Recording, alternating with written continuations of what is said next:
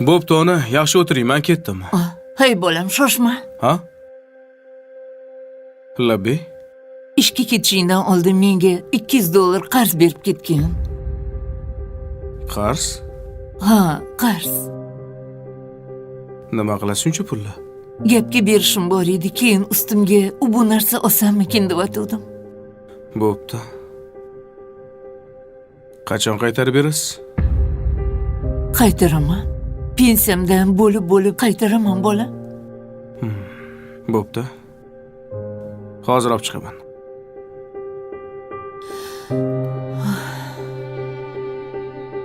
Xo'p.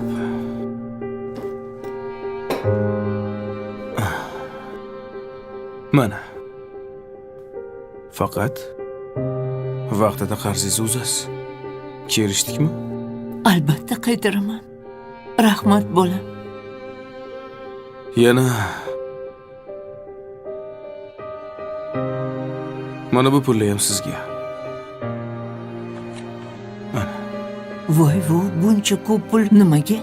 Men sendan faqat $200 so'ragandim. Bu meni qarzim. Seni qarzing? Bolaligimda kasal bo'lganimda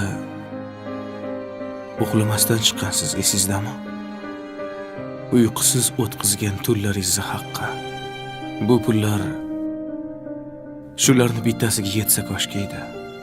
Voy, bolam. Puling o'zingga buyursin. Men mingdan ming roziman. Menga sog' salomat yursang, shuni o'zi katta baxt. Ha, onam.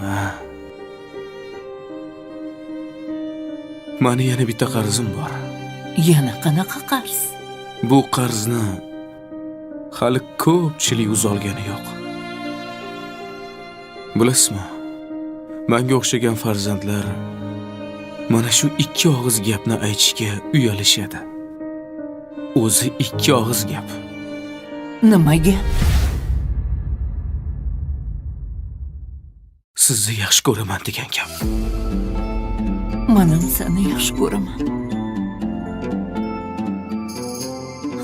Onam. Siz mendan qarz so'rab o'tiribsiz. Aslida haqiqiy qarzdor farzandlar emasmi? O'tinib so'rayman. Mana shu qarzlarimni bo'lib to'lagunimcha iltimos. Meni tashlab bu dunyoni tark etib qolmang.